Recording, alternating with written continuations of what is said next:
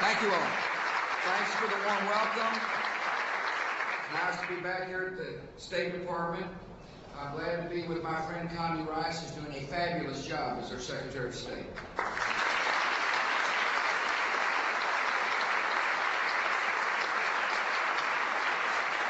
It's also good to be here with the board and the staff of the Millennium Challenge Corporation.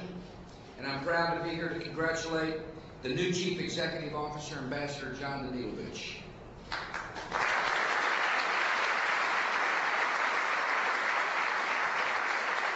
This is a vital program for our country and for my administration. And that's why I've come. The MCC is an integral part of our strategy to fight poverty and to encourage economic development. And leading this organization requires a combination of idealism, managerial skill, and diplomatic savvy, and economic expertise. John Danilovich has those qualities. That's why I picked him, and that's why he's going to be a great executive leading this important corporation. I'm also proud to be standing up here with Arena, and I'm glad to be with his three children, JC, Alice, and Alex. Proud members of the Danilovich family.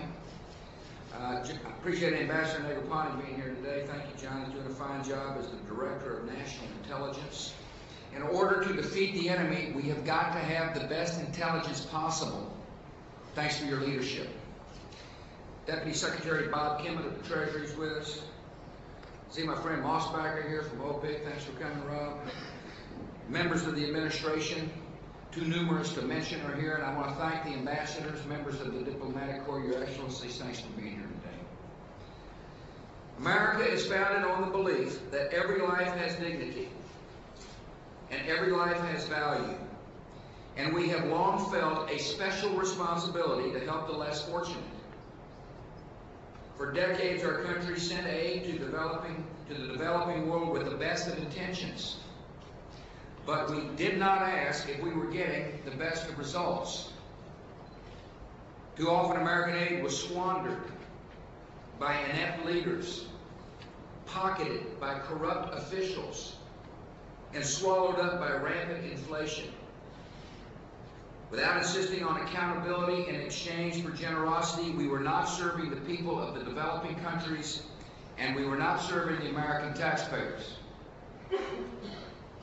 And so my administration decided to do something about it.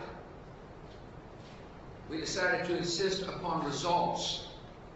Almost 2 years ago, we launched the Millennium Challenge account as an entirely new way to provide aid. The MCA is based on a clear principle. Countries that seek our aid must demonstrate a record of performance. I don't think that's too much to ask on behalf of the taxpayer, nor is it too much to demand on behalf of people living in the countries we're trying to help. Specifically, countries seeking MCA assistance have got to show results in 3 key areas. They must govern justly. That makes sense. They must invest in their people. That's a wise use of money. And they must encourage economic freedom. Poor countries that prove a commitment to these sound policies are eligible to apply for an MCC compact. That's an interesting word, compact. It means we're working together. It means these countries have to design a proposal that will reduce national poverty and stimulate economic growth. We consider each proposal through a rigorous process, sometimes too slow and too rigorous, and then award compacts to countries with wise proposals that include a way to measure results. By requiring countries to create and implement their own strategies, they have a stake in their own success. And we're giving Americans reason to be confident as we spend their money. The Millennium Challenge account has the potential to transform the way the world delivers aid. So far, we have signed compacts with 5 nations and committed to deliver nearly $1 billion in assistance. That money is making life-changing difference in some of the poorest countries in the world. In Madagascar, where 80% of the people live on less than $2 a day, the MCA compact is helping to modernize the National Land Register which will help secure property rights for more than 60,000 families. In Honduras and Nicaragua, MCA compacts are helping farmers improve their business plans to grow more profitable crops and to get the crops to the market faster. In Georgia, where I visited last spring, an MCA compact is helping to rebuild a gas pipeline that will provide reliable heat and electricity for more than 1 million people. And in Cape Verde, off the Atlantic coast of Africa, an MCA compact is funding the construction of new roads and bridges that will connect some of the nation's key islands. These small nations are making big commitments, and America is proud to stand by their side. We support people who fight corruption. We support people who invest in the health and education of their children. We support people who understand that economic freedom is the way to improve the lives of their citizens. We have more to do to fight poverty. I believe central to our foreign policy must be to whom much is given, much is required. That's why we're leading the fight against HIV/AIDS. That's why we're feeding the hungry. And we're going to continue to help eradicate poverty around the world. John Danilovich is the right person to take on this part of our efforts to fight poverty.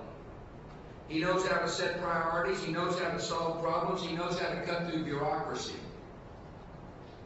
In his first 6 weeks on the job, he has taken steps to streamline the administration of the corporation and to expedite the application process for eligible countries. John and the MCC board will now consider the applications of nearly 24 countries that were recently selected as eligible for compacts. Many of these countries have made good progress on their proposals. I've asked John to complete and sign several more compacts in the coming months. It's a good program. Let's get it moving and let's implement it for the sake of eliminating poverty around the world. Success of the MCA is reinforcing our belief that lifting nations out of poverty requires partnership, not paternalism. In the 21st century, America is willing to be a partner with every nation that works to advance the prosperity, equality, and liberty of its people. This is a commitment I've carried across continents, from the United Nations in New York to Europe to South America to Africa and Asia. It is a commitment I have urged leaders of other developed nations to adopt by insisting on measurable results for their own foreign aid. It is a commitment that I urge the United States Congress to continue to support by funding our request for MCC funding. And it is a commitment that I'm honored to entrust to Ambassador John Danilovich as he becomes the second Chief Executive Officer of the Millennium Challenge Corporation. Congratulations, John. Thanks for your willingness to serve.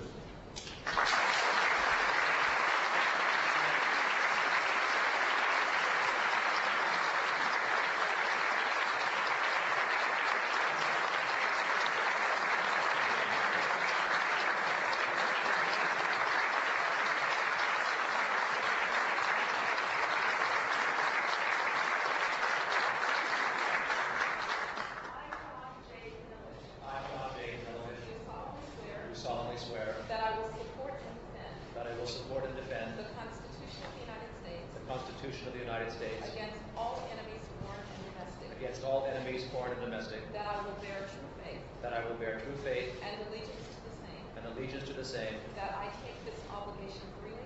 That I take this obligation freely. And without any mental reservation. And without any mental reservation. Or purpose of evasion. Or purpose of evasion. That I will well and faithfully. That I will well and faithfully. Discharge the duties of the office. Discharge the duties of the office. On which I am about to enter. On which I am about to enter. So help me God. So help me God.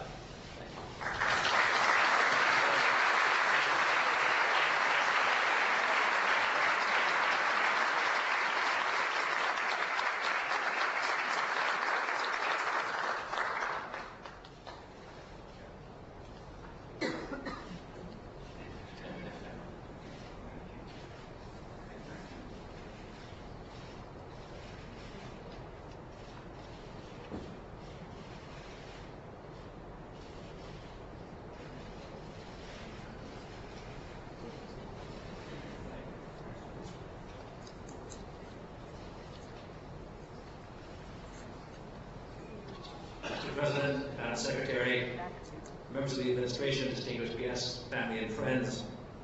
Mr. President, I want to thank you for your generous words of support in entrusting me with the leadership of the Millennium Challenge Corporation. And I want to express my personal appreciation for your presence and remarks here this morning to reiterate your commitment to this initiative and to reinforce our efforts to fulfill that vision.